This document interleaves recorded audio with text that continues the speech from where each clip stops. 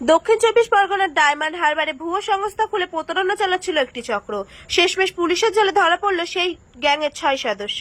Diamond হারবারের পৌরসভা 14 নম্বর ওয়ার্ডে থাকা সংস্থার অফিস সিল করল পুলিশ। পুলিশ সূত্রে জানা গিয়েছে, ধৃতরা নিজেদের সিবিআই, ইডি এবং নার্কোটিক্স ডিপার্টমেন্টের অফিসার পরিচয় দিয়ে ব্যবসায়ীদের ভয় দেখিয়ে তাদের থেকে টাকা আদায় করছিল। প্রতারণা চালানোর জন্য তারা ভুয়ো শংসাপত্র, আইডি কার্ডও তৈরি করেছিল। অতিরিক্ত police super diamond Harbour police জেলার মিতুন কুমার দে জানিয়েছেন, ফিল্মি কায়দায় স্পেশাল 26 সিনেমার মতো প্রতারণা চালানো হচ্ছিল। সোশ্যাল লিগাল ক্রাইম ইনফরমেশন বা ICSI ক্রাইম ইন্ডিয়া অ্যাসোসিয়েশনের নামে ভুয়ো সংস্থা মাধ্যমে প্রতারণা করা হচ্ছিল।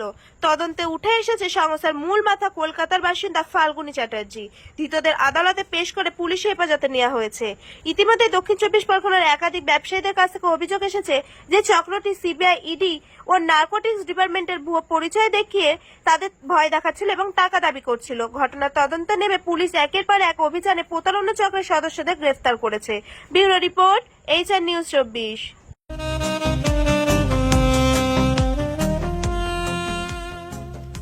সর্বস্তরের ক্রেতা বন্ধুদের শুভ কামনায় বাবা লোকনাথ বাইক পয়েন্ট।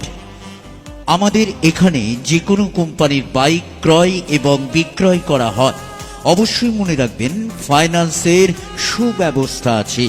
প্রোপাইটার দিবাকর দেবনাথ ওরফে বাপি। Mobile number 9002195367। আমাদের ঠিকানা 12 নম্বর জাতীয় সড়ক, শান্তিপুর বাইপাস, পাওয়ার হাউসের নিকট, শান্তিপুর, নদিয়া।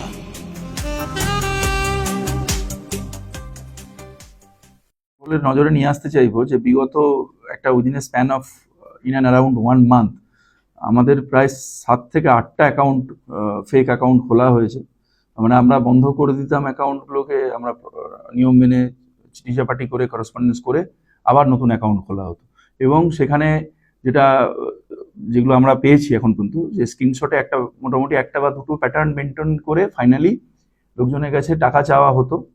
তো সেটা করে দু একজন আমাদের টাকা দিয়েও দিয়েছেন ভুল করে। তো সেটা আমরা ক্র্যাক করতে পেরেছি। আমাদের ওসি, এসওজি এবং যে আমাদের সাইবার থানা দুজনে দে অ্যাক্টেড ইন ট্যান্ডেম। এবং রাজস্থানের যে আলওয়ার জেলায় তিজারা পিএস আছে, সেখান থেকে দুজন যে কিংপিন, আরিফ এবং আকিল, এবং এটাই এদের কিন্তু আধার কার্ডেতেও এই নামই আছে, আরিফ এবং আকিল। এদেরকে আমরা অ্যারেস্ট করে নিয়ে এসেছি এবং এরা এখন আমরা পুলিশ রিমান্ডে আছে।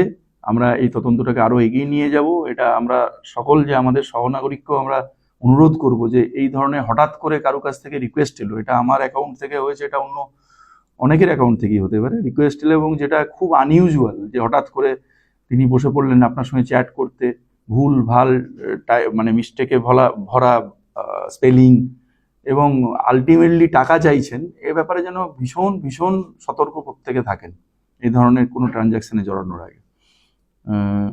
এইটা আমরা যেটুকু পেয়েছি যে রাজস্থানের ভরতপুর এবং আলোয়ার জেলা এবং হরিয়ানার ফিরোজপুর এবং জিকরা, এই অঞ্চলগুলোতে এদের একটা খুব প্রাথমিক স্তরে আছে তদন্ত। আমরা এদিকে প্রতিনিয়ত জিজ্ঞাসাবাদ করছি আরও যাতে তথ্য আমরা বার করতে পারি। তো এই অঞ্চলটাতে এদের হচ্ছে ক্যাচমেন্ট এরিয়া বলতে পারি আমরা। এখান থেকে এরা ফাংশন করে, এইভাবে টার্গেট করে ওরা বিভিন্ন অ্যাকাউন্টকে, যাদের হয়তো একটুখানি সোশ্যাল ক্রেডিবিলিটি আছে, এবং সেই ফেক অ্যাকাউন্টটা খোলার পরে তাদের ছবি বিভিন্ন জায়গা থেকে কালেক্ট করে খোলার পরে এরা অ্যাপ্রোচ করে মানুষকে। তো আমরা আশা রাখছি যে আপনারা একদম শিওর না হয়ে, যতক্ষণ না মানে এই ধরনের কোনো ফাইন্যান্সিয়াল ট্রানজ্যাকশনে ইউ শুড নেভার ইন্ডালজ। এটা মূলত আমরা কেস স্টার্ট করে এই প্রসেসটা করেছি। এই যারা দু একজন ভিকটিম হয়েছিলেন তাদের মধ্যে কেউ সাইবার থানায় কেস করেছিলেন, সাবির আলী বলে একজন মূলত করেছিলেন, যার 10,000 টাকা এইভাবে গেছে। তো আমরা পুরো প্রসেস কমপ্লিট করব এবং তদন্তকে আরও ফার্দার করব। ধন্যবাদ।